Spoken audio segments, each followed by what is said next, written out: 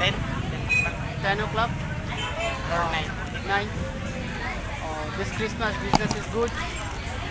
Business good here? চলেন আজকে দেখাই ফিলিপাইনে ক্রিসমাস সিজনে বাংলাদেশিরা বা অন্য অন্য দেশের লোকেরা বা ফিলিপাইনুরা কীরকম ব্যবসা করে। আসলে এই মাসটার জন্য সারা বছর তারা বসে থাকে।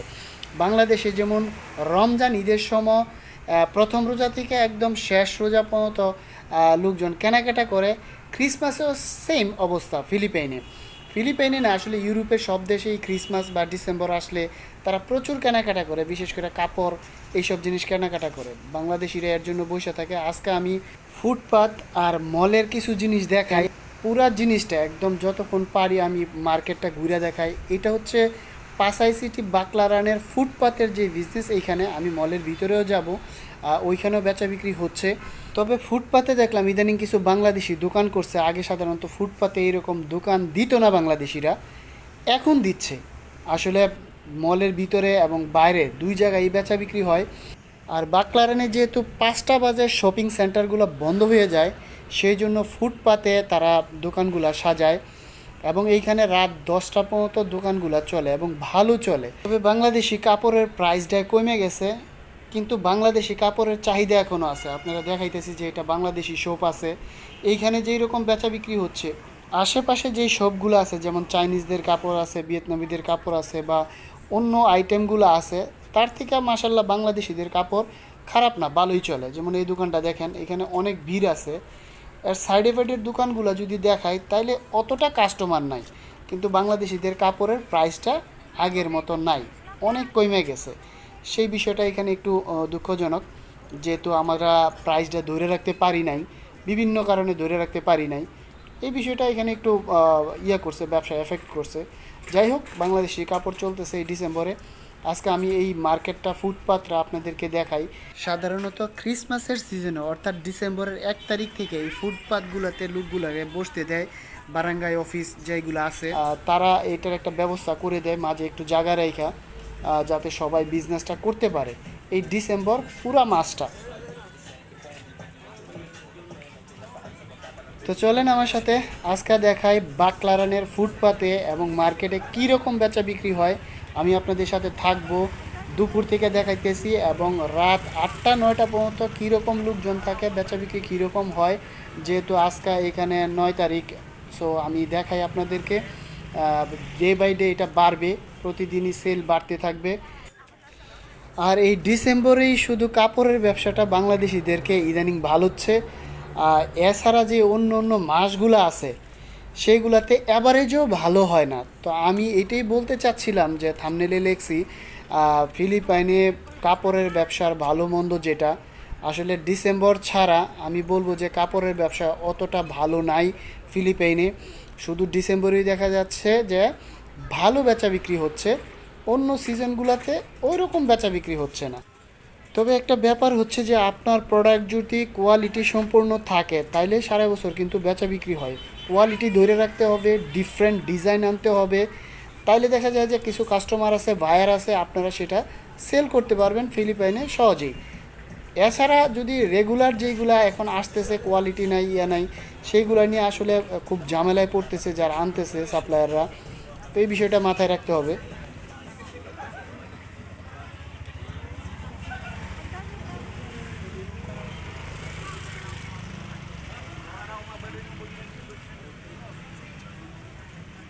এখানে আরেকটা বিষয় হচ্ছে যে বাংলাদেশি কাপড় শুধু বাংলাদেশি দোকানেই বিক্রি হচ্ছে না, ফিলিপিনোরাও বিক্রি করতেছে। এই যে এখানে দেখলেন যে 2টা টি শার্ট 180 পেসোতে বেচা দিচ্ছে। তো এটা খুবই চিপ প্রাইস, কিন্তু ফিলিপিনোরা বিভিন্ন জায়গা থেকে মাল টাল কেমনে অ্যারেঞ্জ করে বাঙালিরা চিপে বেচা দেয়। তো বেচা দেওয়ার কারণে এই প্রাইসগুলো আরও কমে যায়। তো 2টা টি শার্ট যদি 180 পেসোতে বিক্রি করে দেয় তাইলে আসলে বিজনেস বলতে কিছুই থাকে না।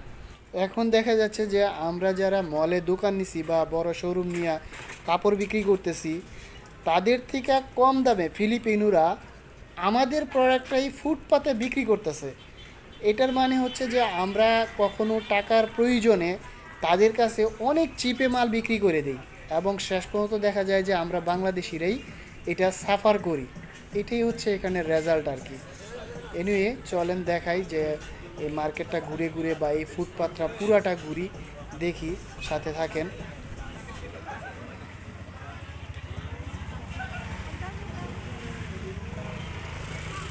আর এটা হচ্ছে মলের ভিতরে, মানে শপিং সেন্টারের ভিতরে দোকানগুলা। এখানেও বেচা বিক্রি হচ্ছে। ভালো কাপড় যাদের আছে, কোয়ালিটি ভালো আছে, তারা খারাপ না, তারা দেখা যাচ্ছে যে ভালোই বেচা বিক্রি করতেছে, মলের ভিতরে ভালো বেচা বিক্রি করতেছে। প্রোডাক্টটা একটু এক্সক্লুসিভ হতে হবে, কোয়ালিটি ভালো হতে হবে, কাস্টমার যাতে দেখা বুঝে যে এই প্রোডাক্টের কোয়ালিটিটা ভালো। যেমন চাইনিজরার সাথে তো আমরা ব্যবসায় পারতেছি না এখন, কারণ তারা এই দেশের স্টাইল, ফ্যাশন এবং কোয়ালিটি দুইটাই মেনটেন করতেছে। আর ফিলিপিনোরা লোকাল কাপড় বিক্রি করতেছে এত চিপে, যেটা আসলে আমাদের পক্ষে সম্ভব না।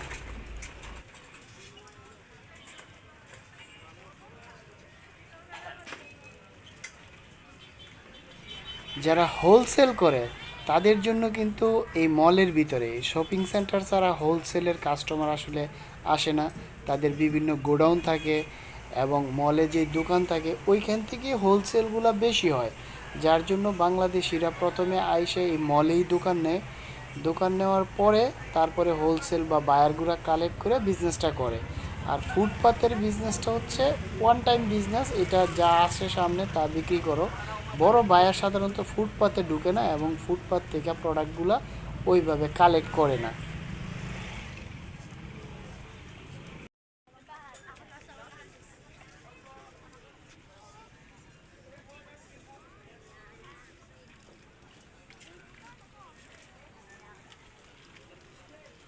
এইখানে একটা দোকান আছে বাংলাদেশি, দেখলাম যে ভালোই বিক্রি করে, বড় সড়ো দোকান।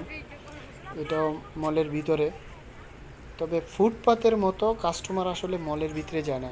তারা সবসময় চিন্তা করে, সব দেশের লোকই চিন্তা করে ফুটপাতে সস্তায় পাওয়া যায়। তবে মলেও প্রায় প্রাইস কাছাকাছি, কারণ তাদের সাথে কম্পিটিশন করতে হচ্ছে।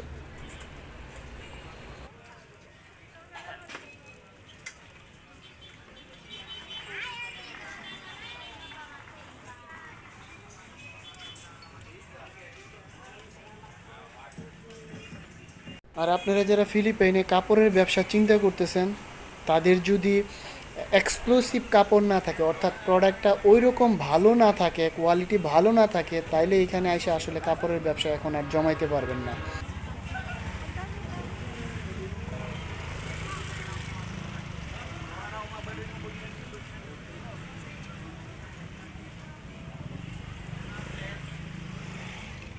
তবে বাংলাদেশি কাপড়গুলা ফুটপাতে অ্যাভেলেবল এখন, অ্যাভেলেবল, যেটা আগামী 3 বছর আগেও এরকম ছিল না।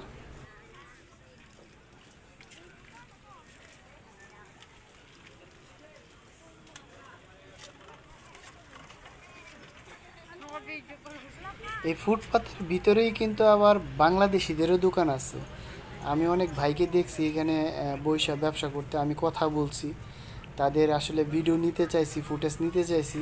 তারা রিকোয়েস্ট করে, ভাই আমারে এইখানে দিয়েন না, কারণ আমি ফুটপাতে বসছি বা ব্যবসা করতেছি, এটা আমার কাছে আনইজি লাগবে, বা এটা আমার কাছে ভাল লাগবে না যদি আমি নিজে দেখি। দেখা যায় সেই কারণে তাদের সাথে আর কথা বলা হয় না, বা তাদের ইন্টারভিউ বা এরকম কিছু বলি না। আসলে যে চায় তার সাথেই কথা বলতে হয়, যে চায় না তার ছবি আসলে নেওয়াটা ঠিকও না। উপর থেকে আসলে বোঝা যায় যে এই রুটটা পুরাটা ব্লক করে ফেলছে এই ক্রিসমাস সিজনের জন্য যারা ফুটপাতের ব্যবসায়ী তারা। আমি উপর থেকে দেখাচ্ছি, দেখেন এটা বিশাল বড় রাস্তা, তারপরেও মানে সব সাইড ব্লক হয়ে গেছে। এই সিজনটার জন্য শুধু ছাড় দেওয়া হয়েছে, এই ডিসেম্বরের জন্যই। তবে মাঝে মধ্যে এখানে প্রায়ই দেখি যে বসা থাকে, আবার কোনো সময় পুলিশ এসে তাদেরকে উঠাইয়া দেয়। এখন সন্ধ্যা হয়ে গেল। সন্ধ্যা বলতে এখন 7:30-8টা বাজে। তো 7:30-8টা বাজে সাধারণত সব বন্ধ হয়ে যায়, মার্কেট টার্কেট তো সবগুলোই বন্ধ হয়ে গেছে, এখন শুধু ফুটপাত আছে।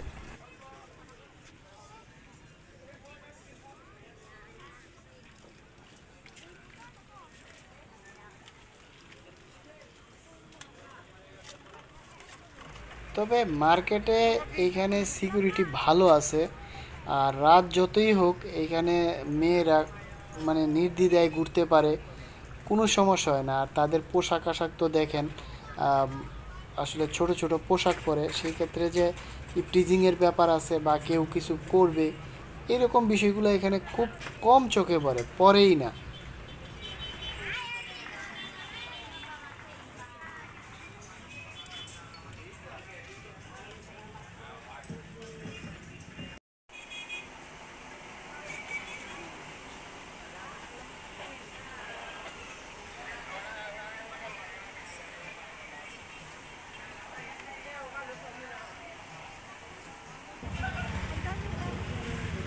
প্রায় 9টা বেজে গেছে, যতই রাত বাড়তেছে লোকজন দেখতেছে আসতেছে আরও। তো এইগুলো হচ্ছে কর্মজীবী মানুষ, সারাদিন চাকরি বাকরি করছে, এখন দেখা যায় যে যাওয়ার আগে কেনাকাটা করছে, আবার অনেকে বাসায় যাচ্ছে, যেহেতু এটা একটা রাস্তা, রাস্তার উপরেই বসা সবাই। তো বাংলাদেশিরাও বসা আছে, হাই হ্যালো করতেছে দূর থেকে। আসলে তাদের ভিডিও দেখানো যাচ্ছে না তাদের রিকোয়েস্টের কারণে। তো চলেন আরও সামনে আগাই।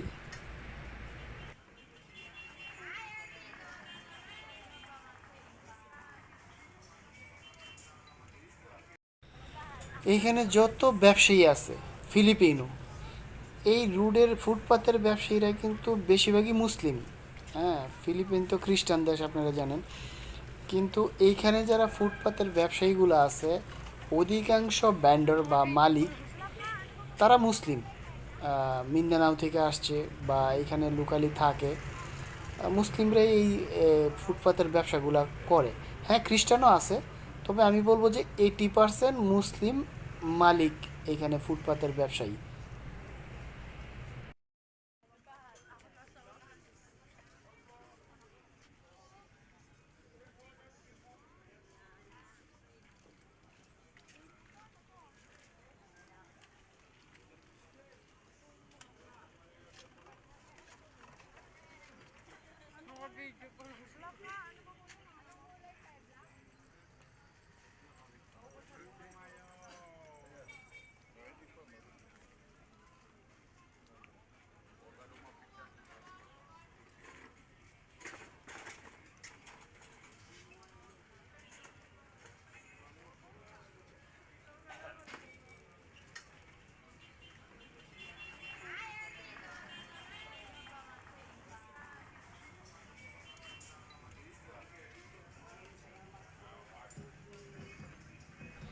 মার্কেটে যে শুধু খালি কাপড় আছে তা না, দেখলাম যে প্রচুর জুতা, তারপরে গয়নাগাটি, এইসব মোবাইল অ্যাক্সেসরিজ প্রচুর এই ফুটপাতে। তবে বেশিরভাগই কাপড়ের দোকান, তো এখন কাপড়ের ডিমান্ডটাই সবচেয়ে বেশি। আমরা যেমন ঈদের সময়, বিশেষ করে রমজান ঈদের সময় আমরা কাপড়টা কিনি প্রচুর, তারা ক্রিসমাসের সিজনে কাপড়টা কিনে প্রচুর, এবং বছরে একবার হিউজ কাপড় কিনে। তো এর জন্য এই সুবিধাটা এখানে ব্যবসায়ীরা নেয়।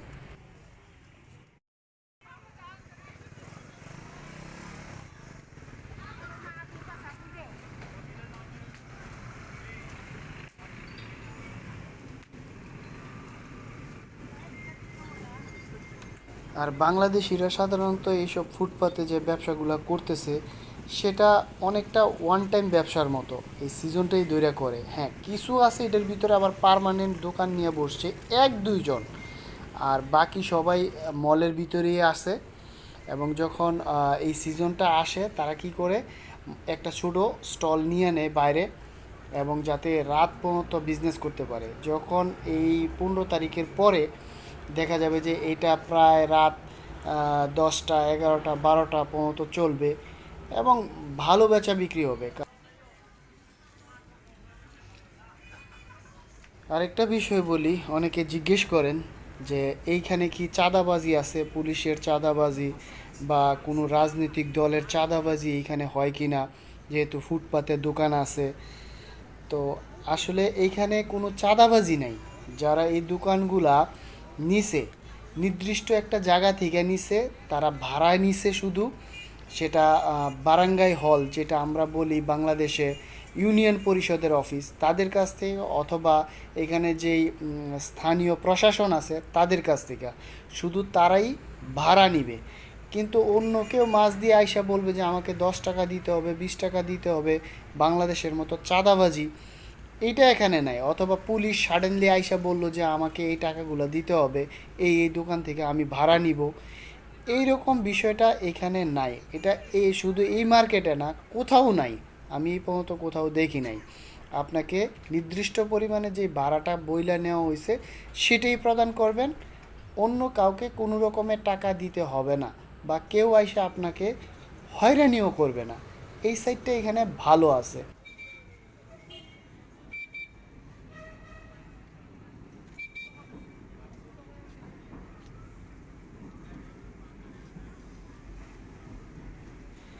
এই বাকলারানের মতো আরেকটা জায়গা আছে, ডিবিসোরিয়া। এটা তো পাসাই সিটিতে অবস্থিত, সেটা মেট্রো মেনিলার ওই সাইডে অবস্থিত। ওইখানেও বাংলাদেশিরা আছে, ভালো ব্যবসা করতেছে। ওইখানেও নাইট মার্কেট হয় এবং প্রচুর ক্রাউড, অনেক লোক ওইখানে থাকে। তো আপনারা যারা ভিজিট করবেন, আসলে বেড়াইতে আসবেন এবং অনেক সময় অনেকে কেনাকাটা করে, আপনারা যদি চিপ প্রাইসে কিছু কিনতে চান এবং ফিলিপাইনে আইসা বললেন যে কিছু শপিং করব, করে নিয়ে যাব, তাহলে চিপ প্রাইজের জন্য আপনারা এই বাকলারান অথবা ডিভিসোরিয়া ওয়েস্ট, এটার জন্য অনেক কিছু পাওয়া যায়। বিশেষ করে যারা কসমেটিক্স এই সেই কিনতে চান, ওইখানে আরও ভালো, ওইখানে যাইতে পারেন, কিনে নিতে পারেন। আর যদি বলেন যে এক্সপেন্সিভ জিনিস কিনবো, ভালো মানের জিনিস কিনবো, তাইলে আপনারা মল অফ এশিয়া চলে যেতে পারেন, যেটা এখানে সবাই বলে মুয়া, মানে সংক্ষেপে বলে যেটা মল অফ এশিয়া। তো ওইখানে এশিয়ার সর্ববৃহৎ মল, সারা দিন ঘুরতে পারেন, ওইখানে যাইতে পারেন, যাইয়া পছন্দ মতো জিনিস কিনতে পারেন, কারণ ওইখানে সব কিছুই অরিজিনাল এক্সপেন্সিভ জিনিস।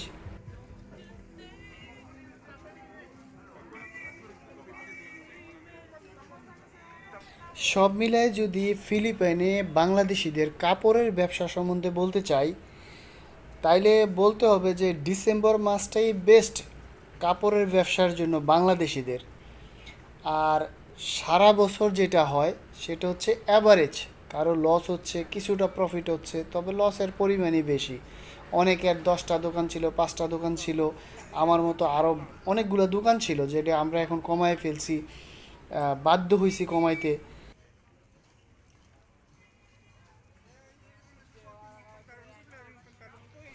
আর এর আগে যেটা বলছিলাম যে আপনার যদি কোয়ালিটি থাকে, এটা মেনটেন করে চলতে পারেন, এই দেশের ফ্যাশন অনুযায়ী আপনি কাপড় তৈরি করে বাংলাদেশ থেকে আনতে পারেন, তাইলে দেখা যায় যে আপনার ব্যবসাটা অ্যাভারেজ চলে যাবে এবং কোয়ালিটি ভালো থাকলে বেচা বিক্রি হবে।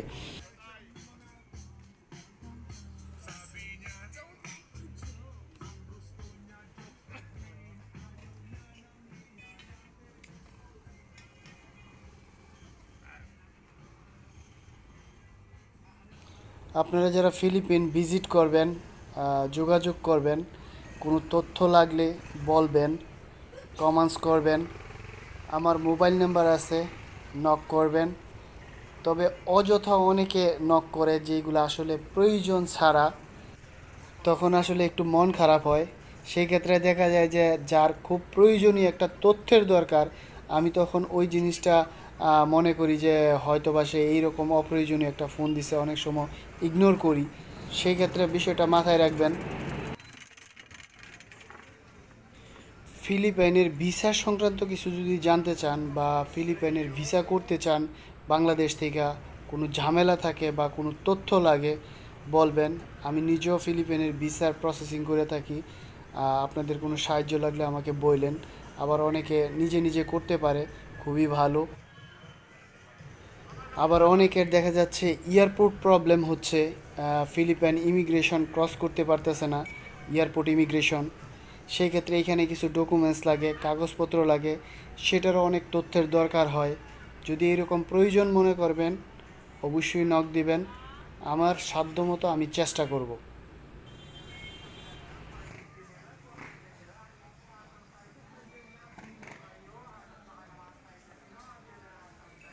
এছাড়াও অনেকে আছেন, ফিলিপাইনে বিভিন্ন রকমের কাজ করতে হয়, যা বাংলাদেশ থেকে বইসা এখানে করতে পারতেছেন না, সেটার জন্য নক দিবেন। এখানে আমার যতটুকু আছে আমি করব, বা আমার লোকজন আছে তারা করে দিবে। তো এই হচ্ছে বিষয়। আজকে এই পর্যন্তই। আপনারা সবাই ভালো থাকবেন, দোয়া করবেন। আল্লাহ হাফেজ।